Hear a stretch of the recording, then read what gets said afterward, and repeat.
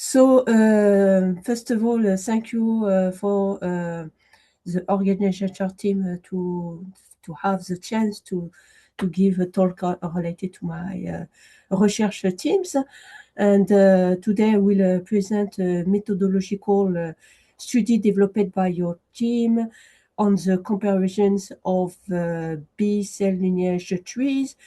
The focus here on this work is a generalized metric on branch length distance designed to compare lineage tree reconstruct from immunity repertoire data. So before, I would like also to introduce myself.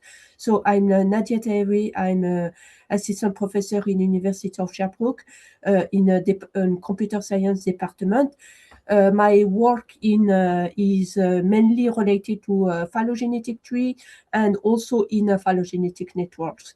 So here is a immunity system. It was a few years ago with a collaboration with Montpellier University in France. So before I continue, I give you some, the context of this work. So like you say some presentation before that B cell lineage tree are commonly used to describe the evolutionary history of B cell during an immunity response. This tree summarizes diversifications, process and mutation accumulation, and they provide structural representations of immunity repertoire. So here I show you like this B cell with the B cell repertoire, like we see the element in antigen binding site with VGD segment and the mutation that very well explain the presentation before that. So after, so here before the activation, like a B cell undergo VDG recombinations for the heavy chain and VR for the light chain. This process generates the diverse naive B cell repertoire.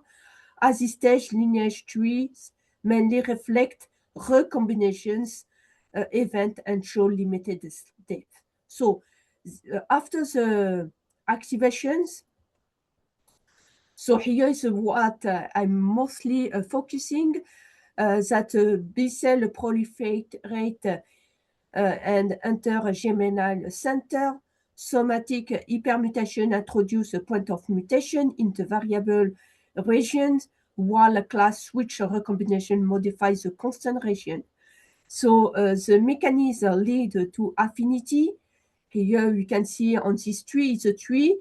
With this tree, I will show you a little bit later the affinity and the produce lineage trees with a deeper structure and heterogeneity of branch length. So here you can see this tree is rotated and they have the internal node and the leaf and the branch length. So the problematic here, what we are interesting of this work, I put some big line here from a methodological perspective. One difficulty concerns the comparisons of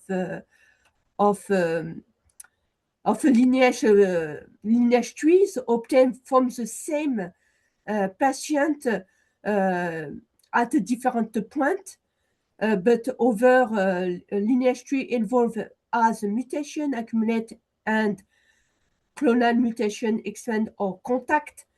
The second point here, another difficulties is the comparisons ways between different patients suffering from the same pathology. In this case, trees may differ in size, structure, and depth, even though they reflect a similar biological process. So at the beginning, we are looking for what is going on inside the literature. Like I said early, my expertise is phylogenetic tree, so I try to see if some metric existing in phylogenetic tree can be extended to the lineage tree. So to know that, we need to know what is particular in a lineage tree. So several approach has been proposed to compare the trees, but mainly in the context of phylogenetic trees. However, these methods were developed for different types, not always account of the particular of lineage trees. So if you can see in this table, the lineage tree differ with a phylogenetic tree and a clonal tree because it's rooted trees, and also what I explained early, they have internal node, and also they have the weight of the node is not frequently used on the phylogenetic tree and also in a clonal tree. So this particularity of a clonal lineage tree need to be used on the metric. So for this, like I explained early, the goal of my team is to develop a metric that can be compare the lineage tree between them. It's a very efficient, it's very interesting, and a very difficult question, in fact. So the development for my work is purely theoretical part and little bit in a biological part. So first of all, for the theoretical part, we develop a new metric called the new metric is defined as the sum of a component tree like a penalty. Penalty is reflect the here I show you in this small two trees, lineage tree. This lineage tree don't have exactly the same node, but we need to focus where the node is exactly the same. So this is encapsulated in a penalty. But also we need to consider the weight. The weight is the size of the node. For example, if this sequence was duplicate, we need to be sure that this will be encapsulated on the metric. Finally, the last of this element, of this component, is d, is the distance between two pairs of a node on one tree and to compare another one. So I will show you one by one on the next slide. So here the penalty component measures the proportions of non-overlapping node between the two trees. Is normalized by the total number of a node and increase when the structural overlap between the two decrease. Is for example here for these two small trees, we like to give more penalty when the node is different. And the weight component account for differences in node associated weight for node share between the trees. This allows the metric to incorporate information related to node abundance. Like I say, here you can see, for example, the purple one is a small one and is a little bit big one. So we need to consider this influence of this size. The finality of the last element to consider on the metric is the distance between the node. For example, like I show you, between the yellow one and the blue one, on the first tree, you need to go directly across the naive. So it's here, and he pass the path between these two nodes. So he stop here. Here is a little bit more faster. So it means that these two nodes, they don't have a lot intermediate node between these two nodes. So we need to consider this information. So here is the formula what we use. This was an extension of Frankenstein's metric for inside the phylogenetic trees. So the interpretability of this metric, like I show you at the beginning in the problematic, that the idea is when you have the time of the trees change a little bit across the time. So we need to consider for the one time t, the difference between these two trees. Or it means that it's in the same person, but if it's a different person, we can compare the same the same trees in different time. So here the difficulty is how we can be sure how this metric was efficient.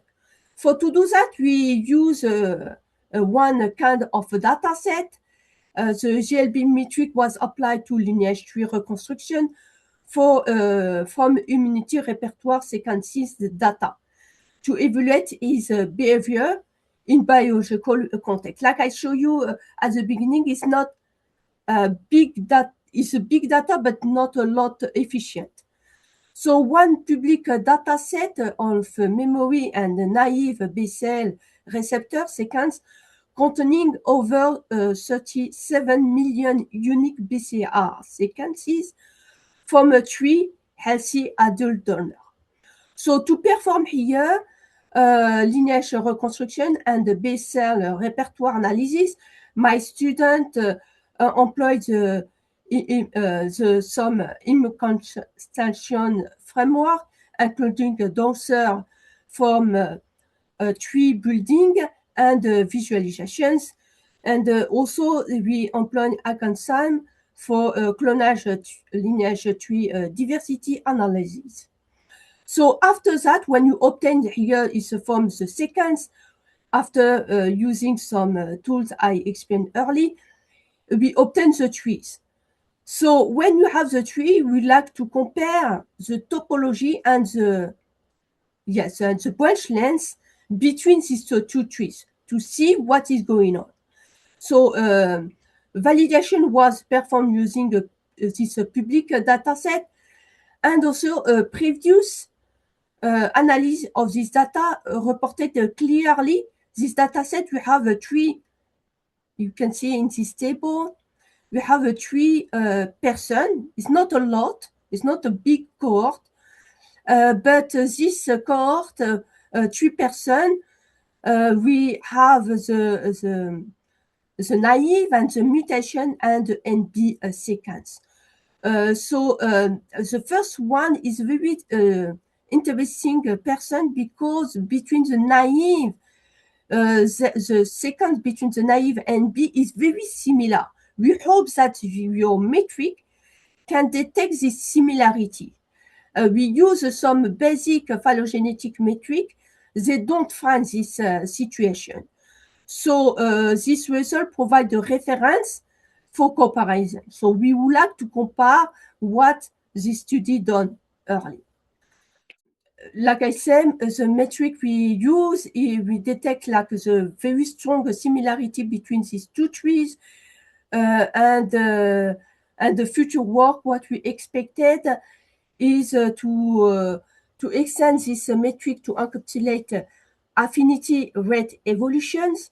So here, what I would like to underline, if I go back quickly on this metric, the idea behind this strategy is to encapsulate the degree of nodes. It means that we like to consider the extensions of the sequence between one node, the parent of the node, and the child of the node. This, I think, is very crucial for the next extension of the metric. And why we like also to develop this new metric. Yes, it's like I said earlier, to compare two same person from different time, or the same two different person, but from the same disease. But also what is very interesting is to do the clustering, to see the similarity for some lineage tree, and to find, instead of to work of a big data set, to reduce this data set with a small group with high similarity. For to do that, the metric is very crucial.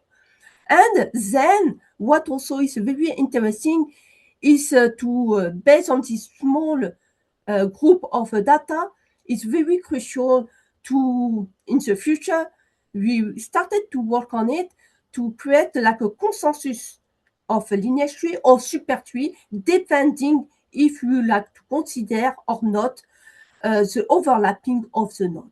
So this I show you some clustering here quickly, and it's very interesting on this approach. Some reference I show you here is this second one. It was from my student. So if you would like to consider to take account of this study. And also I would like to thank the organizer of this group, and also the sponsor of the finance support of the project. So again, thank you so much.